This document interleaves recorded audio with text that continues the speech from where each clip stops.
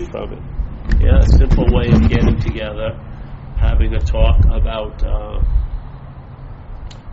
like describing in a sense how the delusion works in a way. We're not trying to talk about how the reality works because we're not privy to that, but we can see here.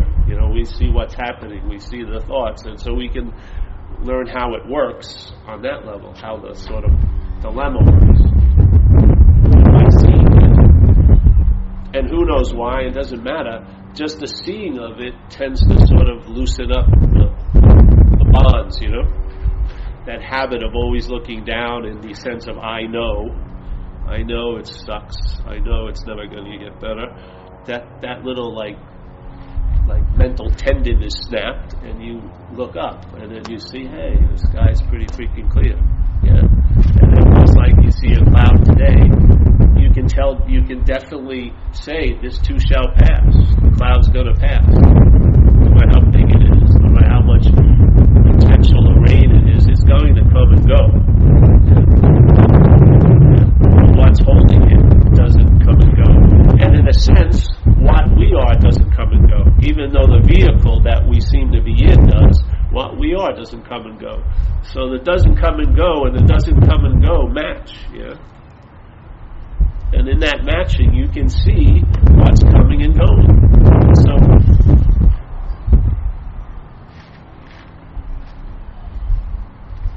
and that, for me, that facilitates, it's like flowing down a river with a lot of hooks, yeah? You can't break the momentum of life. It's happening, it's expressing, it's extending in time and space, so we're getting and as you go through a day or a month or a year, it's like you're going to make a lot of connection hooks. And the whole point is the skillful means to navigate it better, so that you travel lighter, so that instead of being so consumed with your survival and how you're doing, you can actually look around and participate in how others are doing. Yeah? Instead of just being a light unto yourself, which is beautiful, then that light being unto yourself, it will shine on others, yeah? Without any thought or intention on your part for that to happen. You just become of service. Yeah? That's what light is in a way. Light is very useful, or like electricity is very useful. Yeah? It's really of service. And if you watch how many appliances it runs in a kitchen, I mean, what can you imagine if the toaster thought it was making the toast? Then it wouldn't receive rye, maybe. I don't like into rye bread, ethnically too connected. I'm not accepting rye. I only want Wonder Bread, And then what happens if the toast got burned? It would have a giant story. I'm a bad toaster, or I have only 2 slots, and now look at that one. It's stainless steel and 8 slots. Man, it's much better. I could have been that, but I did something wrong not to be able to be that. Yeah, it just riffs on the idea of being a toaster. Well, what actually allows it to function is the electricity. Electricity is just energy, unbiased. It gets directed through wires, and whatever appliance it enters, it facilitates it acting, based on the function of the appliance. Like a washing machine isn't going to make toast. You know what I mean? And so the whole point is, that's in a sense happening to us. Energy is manifesting, and we are part and parcel of that. But in a weird way, when the energy passes through us, and then aliveness appears, there's a mental reaction to it, which is like claiming it and saying somehow that I have something to do with the facilitation of the electricity. Yeah? Somehow I'm like the owner of the electricity or the doer of the electricity, when the electricity is just unbiased energy. Yeah? If you have the right line and you have the appliance, it's going to move. So what we're doing is functioning on. We're like an experience machine. We're like an appliance to have an experience. We have basically 6 doors for that experience to occur: seeing, hearing, feeling, tasting, touching, the basic 5 senses. Yeah. And if you have heard of Buddhism, they believe the mind, the way mind is another sense. So you're sensing thoughts. Like I can see that bird. So I can see a thought fly by in the head. It's not easy. It's a seeing of the thought. It's like the seeing of the just a different kind of vision. And when I say seeing, I'm not saying just the vision type of seeing. Seeing is awareness to me. And it sees in 5 peculiar ways: feeling, tasting, touching, smelling, and hearing. Yeah, that's how it's seeing. If you had an appliance that could have 40 gates, you would be having you'd be seeing through 40 gates. Yeah, or maybe there was different senses that you could have. And if you could have 800 senses, there would be 800 gates. The gates don't define the awareness. Yeah, they just facilitate the awareness. Yeah, so our limitations don't make that limited. Yeah, our limitations do not limit mind. Yeah.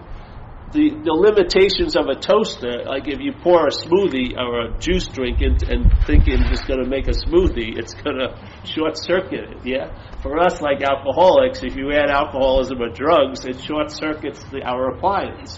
Yeah. We start thinking, well, it's moral issue. It's not a moral issue. It's sort of like if you put a certain thing in the appliance that has alcoholism, it's going to short circuit that fucking appliance. It's not personal. Introduce a possibility that's impossible. Something it's a toaster, let's say. But the whole story, the suffering, the appliance, isn't the malfunctioning, it's the mind. It's the narrative around it. Yeah. It's constantly yapping about or believing or framing everything from its malfunction as if it was inherently wrong for the malfunction. This is called being bonded to the idea of being a person. It's the same thing as being bonded to the idea of being a self. They're both appliances. They're both facilitating energy. Yeah? The selfing's facilitating an energy to have an experience with another. Yeah? You need another to have a me, and then you need a me to have another. You need an object to have a subject, and you need a subject to have an object. We're participating in facilitating that role. Yeah? Like it says in that great Zen treatise, a subject needs an object to be a subject, an object needs a subject to be an object. It's just the way it goes. We're facilitating, or an activity facilitating energy to manifest in various ways and to have all these different connections and possibilities. And then suddenly, our certain appliance has this one little computer chip in it, which is selfing. Yeah. It wasn't there to begin with. Yeah. It didn't have all these biases for what toast it was going to make when it first became a toaster. It got customized by a mental process, and now it's yes and no, here and there, high and low, close and far, love and hate, yes? And you're the axis, all of that lazy Susan of bullshit revolves around, yeah? You. One day you're feeling great, next day you're not. One day feeling great makes you something, next day you're feeling not, that makes you something. You're constantly being made into something. Yeah? But in fact, all you are is an appliance or a facilitator for an experience. Now, if there was a choice, it would seem to man, it's really cool manifesting as a toaster, but there's a lot of heartache in that. You know what I mean? A lot of toast doesn't come my way. Things aren't cooking the way I want. I got no butter for jelly. But maybe it would be better if I entertained the electricity, because that seems to be unrivaled. It seems to be constantly flowing. It's always available at all times. It doesn't seem to be driven by opinions about what facilitation is going to get behind. Yeah? It seems to be in a whole different realm than me as the toaster. So follow back the toaster. Who is this toaster, so to speak? Yeah, and maybe we get into the lines of the juice, and then the juice reveals a lot. It reveals to the toaster, it ain't the toaster. The toaster is just a momentary facilitator of an eternal juice. Yeah. I feel like most of us are just suffering from an overemphasis on being the toaster. Yeah? Even though the electricity is expressing every second We're in the story of being a toaster. So, in a way, our out from the story is always available at all times. As long as the story of being a toaster is going on, the quote-unquote solution to it is going on. Yeah. I mean, to me, that's love, really. If you seem to be in a dilemma, and there's a solution, and it's available all the time, right where you are, I would say that's love in a way. Yeah. And you can twist yourself into a knot, and get the solution, all the while the knot's being twisted, because it's in a field of light. There would be no recognition of the knot. Yeah. Of course, the mind loves to, the way this is programmed is to tunnel down. Close aperture. You could call it the aperture of self-centeredness. Yeah, everything's very closed, and you seem to be beyond it, but you're not. You believe you're observing it all as this authentic self, but you're not. You are a facilitator. This is never going to be the electricity as this, yeah? So here you are, you're in the consequential level, like the Course would say. This used to always irritate the hell out of me when I wanted to get into a great story. It says, you are never upset for the reason you think. Oh, fuck. It really used to piss me off, because I had a lot of reasons why I was upset, quite a lot. And it would just stop it. You're never upset for the reason you think. What? You're taking that away from me? That's the only thing I can enjoy, is being right. That's out, yeah? So here, whatever's going on, which we don't have much clarity about, but we have a lot of ideas around, don't we? The mind just gives us tons of reasons why it's the way it is. But it's not the way it is. It's in flux, isn't it? Constantly in flux. We want to freeze the picture of a cloud and make it stable. Yet the thing that it's in is moving. Yeah? The whole place is rotating and moving. Yet we want to stabilize it. Same like this. This is constantly fluxing. But we want to stabilize it with this, like a flagpole we can plant, and from there claim everything as ours. Yeah? It's an imaginary flagpole. It's no substance. Every day, no matter what position you think you're in, you can be knocked off it like that. Yeah? Anytime you think you're in a position, you're going to be attacked by your own thoughts. Yeah? They're going to underride whatever position you think you're in. That's what they do. They're like little termites eating away. So 100 people love you that day, but one person gives you a little sneer. Your mind obsesses over it, because that's what it gets to be. It gets to be right. I'm fundamentally wrong, and I'm really right about it. There is no relief here. There's all the court cases that you're in and you've been convicted by in that mental court, you're not going to get paroled. There's no fucking probation. You've got one of those ankle bracelets. Wherever you go, it's beeping. You come to your peace, I can't do it. Peace can't be. It just goes on and on. The thing is, what would happen if it was brought into light? Maybe all the convictions would be annulled. Maybe they'd be voided. Who knows? But you're not going to get out of here being here. No freaking way. Yeah? There's no way. Your mind's not going to let up. You're not going to reach a point where it says, good job, Paul. Good job. Here's your gold star, and it's going to last for the rest of your life. No, you're an urban renewal project. That's all you are. It's constantly working, complaining, constructing. Yes.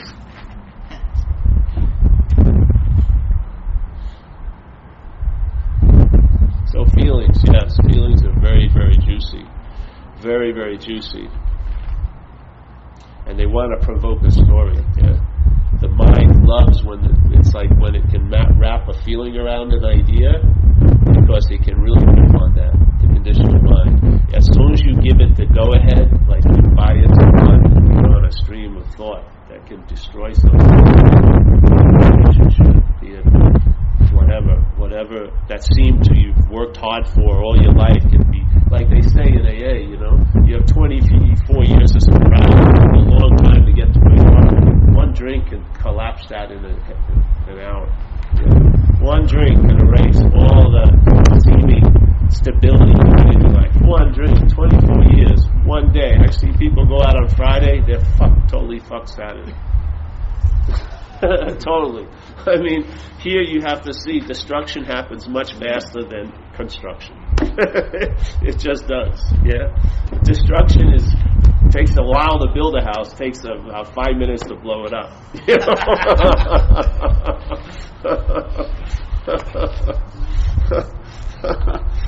But if you take this, if that self, that feeling of being a self is being taken seriously, the thoughts that are about it have to be taken seriously.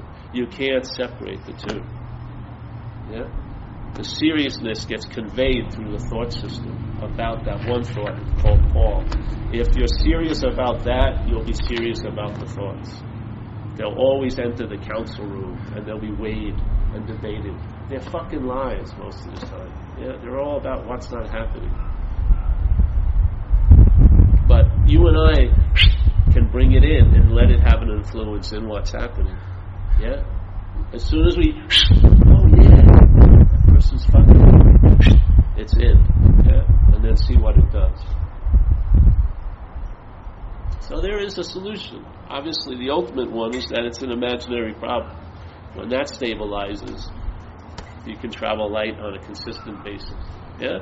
But if not, at least you can hold on to the idea that there is a solution. So there's self and not self, and then there's neither. The neither is the real deal, let's say.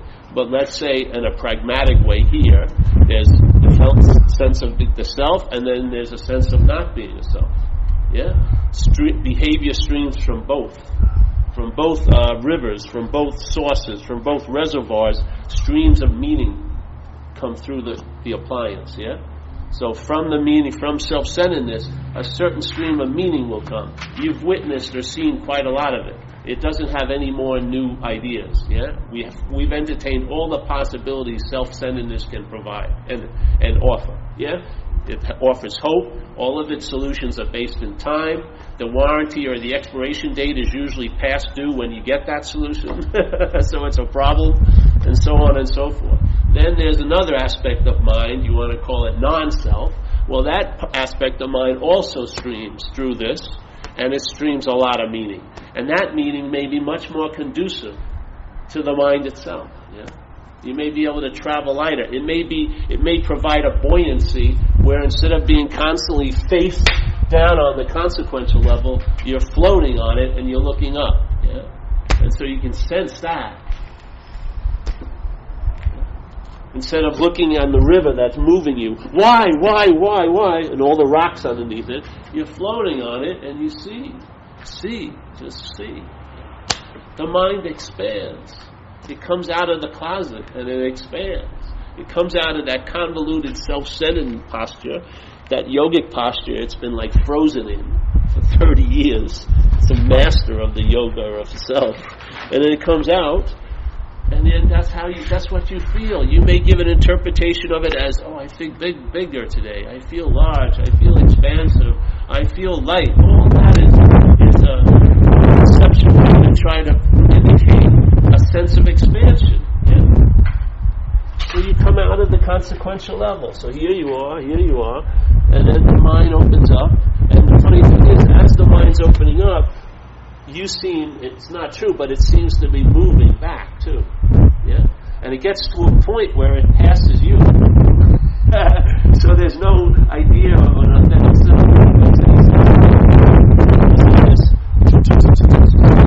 And now, it's seeing like from here. Not from here, yeah? But from here. And you are seeing, let's say, from the electrical point of view, not from the appliance point of view. You see the appliance, yeah? And that's a very, very deep recognition of the activity of your own nature. It has a huge impact on you here, yeah? When you see that you're not that, which the whole mind is beholden to and cherishes and just revolves around, and especially that one rightness you feel about yourself, that one rightness that no convincing will ever let that go. When that is seen not to be you, that's like a living scripture. You've got it, in a sense. You've seen it. Now let it see, Don't, then you see the mind trying to rush up and get behind it and claim it. You see that also. You see, and then if you just honor the sense of that freedom, it seems to sort of stabilize for your mind, The mind now doesn't have to go anywhere to get it, doesn't have to have any memories of once having it, and doesn't have any hope to once get it, of a future get it, because it's in. It's in. You're living from there, And so now the solution isn't an idea or a thought or something you can acquire, but it's a living activity. And that's what you want. You want to have something that works where the rubber hits the road, I'd say. Like right now,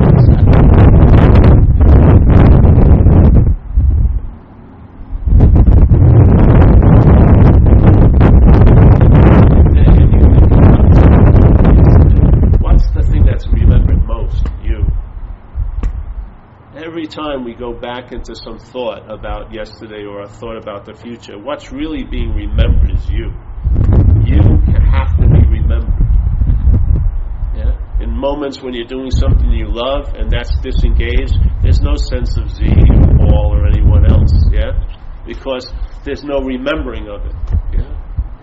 Because the engagement with life is like very complete in a sense. There's no need for a memory. So you're not trying to claim anything, and there's a freedom from that bondage of self at that time. Sometimes you say it's because you did that activity, but it's just a sample of your own mind.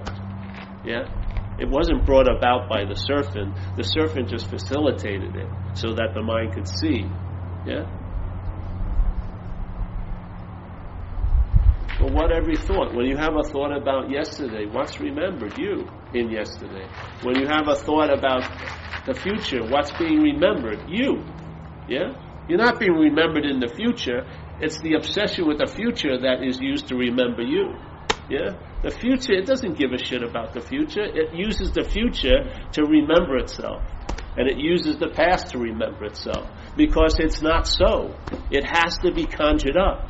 It's an appearance in mind. It's not real. It has no authenticity. It's a mental fabrication that has to constantly be remembered. When you didn't have a memory when you were a kid, there was no sense of self. And there was no tool called language that the mind could use to remember itself. Because that's what it does. It's using language to remember itself.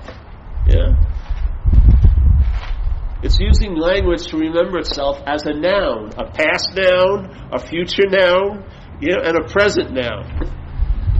It's one of the biggest heists of all time, in a way. It's so incredible because you have a childhood that definitively proves, if you believe that you're a body or you were whatever was facilitating through that body, proves that there was no self to a certain period of time, and yet it's just unbelievable. It's just, no evidence can break through the dream. No evidence can break through the stubbornness of it. It just, do you have any memory of when you were 8 months? Do you have a memory from there? No, most people don't. My memories start maybe at 3. Most people don't have a memory, and there's nothing to remember. You don't have any vague sense of what it was like then, do you? Because there's no you to know what it was like. The you, when the mind says, "Oh, I know what it was like," that's just a facilitation of remembering itself. It has no fucking idea. I have no idea. I go back to New York and I talk about an incident, and every one of my friends who was in the incident have a different story of the incident. Everyone, the mind's using each story for the same job, which is to remember. Remember JB, remember Steve. That's what it's doing all day. It doesn't. It cannot be what it wants to be remembered as. It cannot be what it wants to be remembered as. It wants to be remembered as a long-lasting, independent, separate entity. A person who was misunderstood, who had great potential. Whatever it wants to fucking run.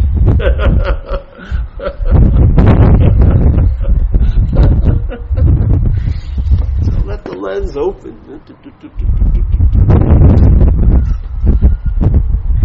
Your most prized possession will be seen to be an article and content. Yeah. You, the most prized possession of all, and where most of your attention and interest goes to, will be seen as just an object and content. Nothing right or wrong with that. But what it facilitates is consciousness. Wow. Awareness, whatever you want to call it. Aren't you interested or curious about that?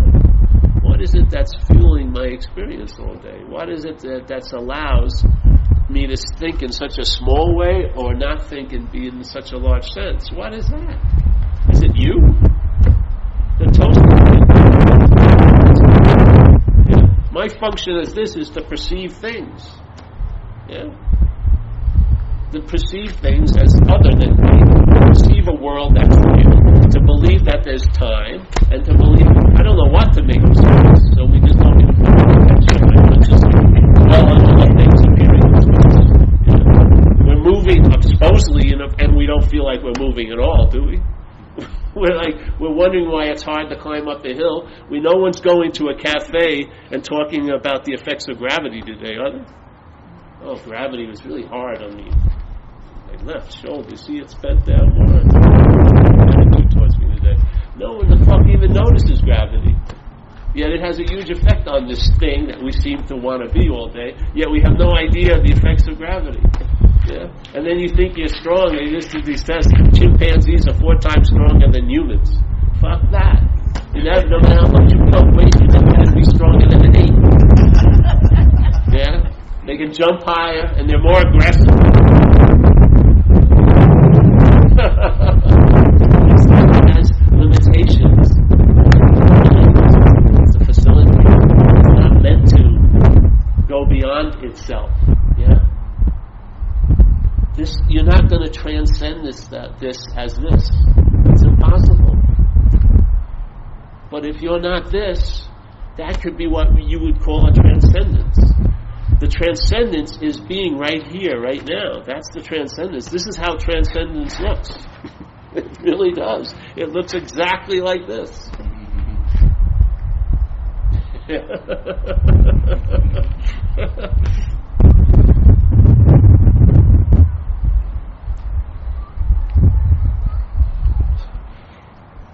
And the last person who lets themselves off a hook is the person himself or herself, isn't it?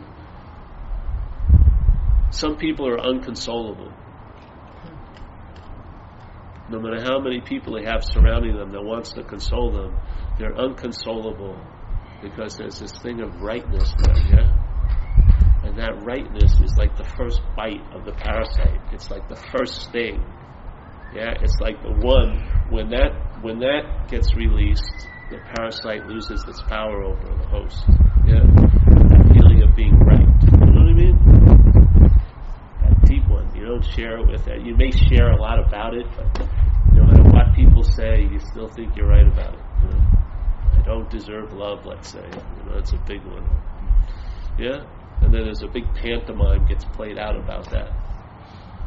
You facilitate someone else's well-being, a therapist, because you pay them 20 years of therapy to go over. Once you get through your family of origin conditioning, you got to go to your Martian family of origin conditioning. You know, you're interstellar therapist. Yes, you're from the stars. We've got to trace your lineage back. That one star is why you're the way you are. You got some bad stardust in there. It just goes on and on and on. You don't see that the mind can make up a historical problem right now? You think it's that limited? Do you think that the mind itself, the conditional mind, is playing by the rules of time? Do you believe so? Do you actually believe that the past is prior to the present and then the future's later? The mind plays around. This feeling of being a self is produced. Yet when you feel that, which is a production, you feel like you're prior to the production. So mind plays with history. Mind plays with time. You believe that you were here before the process that's making the feeling of being you. You believe it. You'll even claim to be the one who's selfing. driving yourself crazy. That's like a double whammy, isn't it? How crazy are you going to be if you're the one who's driving yourself crazy? Yeah. When are you going to stop? Where does it stop? If you're driving yourself crazy, how the hell is that? How crazy is that? Well, how crazy is that you're that crazy to drive this on? Where's it going to end? The point is, you aren't driving yourself fucking crazy. There's just mind. Mind is in flux because it's ignorant of certain activities or certain ideas right now. That's what it's doing. Its response is perfect. Let's say its reaction is perfect. Perfect based on the conditions it seems to be in. From here, therefore, that's how it appears. It's a perfect reaction. Read the tea leaves. See it. It's always going to bring you back to mind, the essence of mind. Everything that's appearing here, if you want to, it's not, you don't want to go farther out to find the truth. You go back. Yeah? Not more, let's scrutinize my thoughts. Go back. See that back here, you just see it as it's a thought system. They're not your thoughts. You didn't go shopping one day and pick your thought system. You're not at fault. Just like when you're an alcoholic, it says in the first step, you're powerless over alcohol, and your life became unmanageable. If you're powerless over alcohol, you were under the influence of alcohol, whatever you did, there was no real choice to it, wasn't it? It's sort of like dancing with a gorilla. You're going to stop when the gorilla wants to stop. Yeah. Yet, what does the mind do? It still holds on to the sense of being the doer of all that behavior when you were loaded. Yet you're not doing any of that behavior now when you're not loaded. But you were doing it, you did do it when you were loaded. You don't see the connection. There's always this primary me that was constant. I should have known better. No, you didn't. No, you should have known. You should not have known better. If you'd known better, then what was going to manifest would have manifested. The facilitation wouldn't have gone through into the point of manifestation. Yeah? You're not the arbinger of things. Things are decided way back here. And then whatever that is expresses, and we're the facilitator of that expression. We're not the spigot. We're not at the spigot point. We're down the hose. We're way down the hose. We're that fourth crimp in the hose. That's why it's going that way. We're the manifestation of that crimp.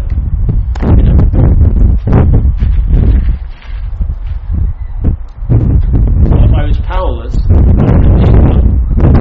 if I put alcohol and drugs in my body, well, hell's going to break loose. Yeah? There's no rules of engagement then.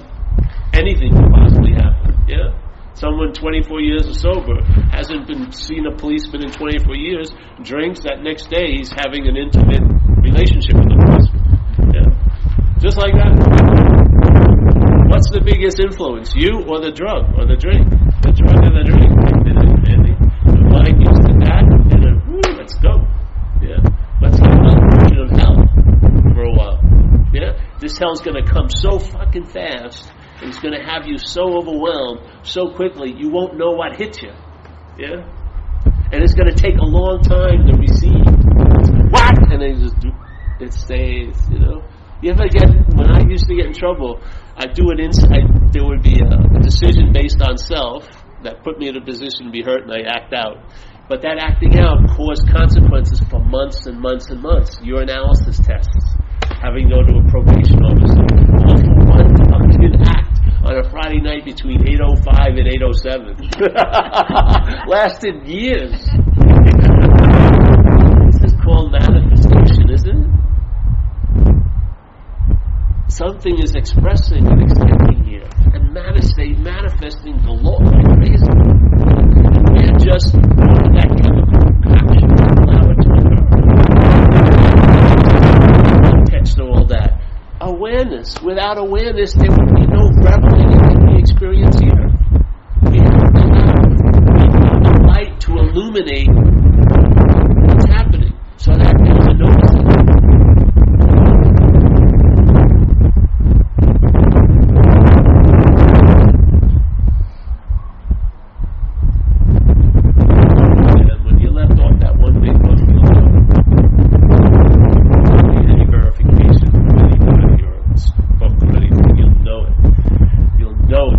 unspoken yes. You'll know it. Your mind will revel in it by entertaining.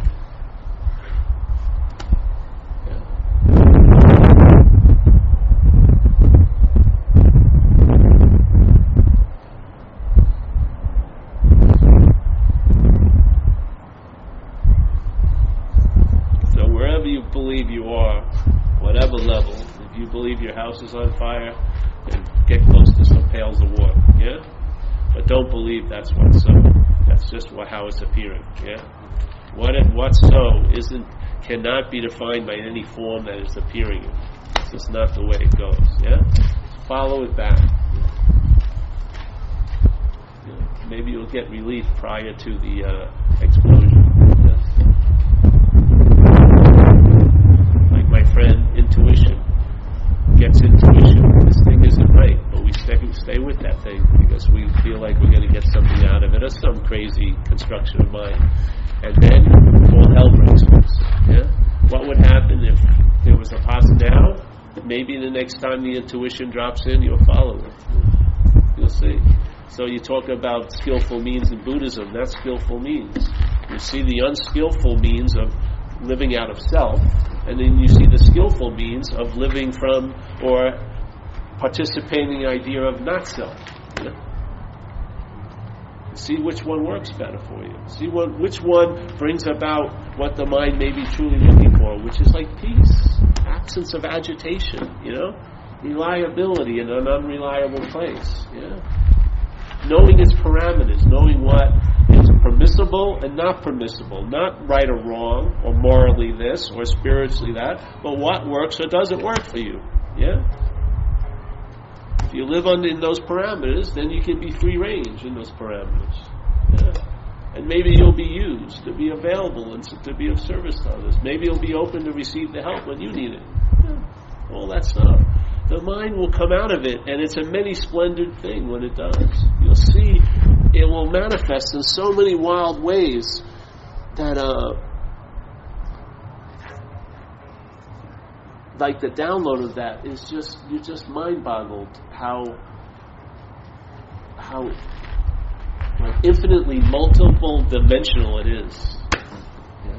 That from where I was looking at it from, the way I was attempting to frame it, I was going to get like half of a centimeter view.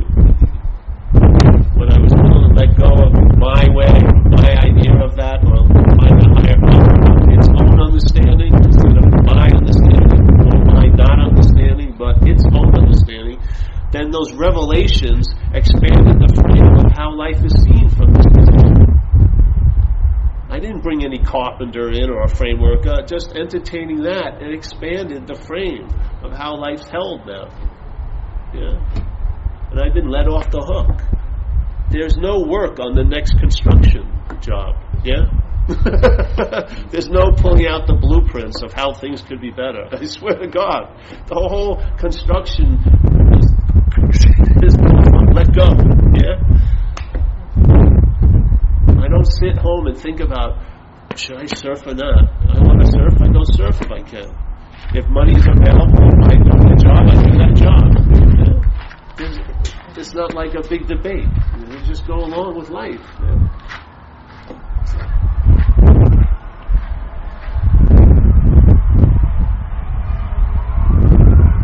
And I know it's been working. Just let it in, you travel lighter.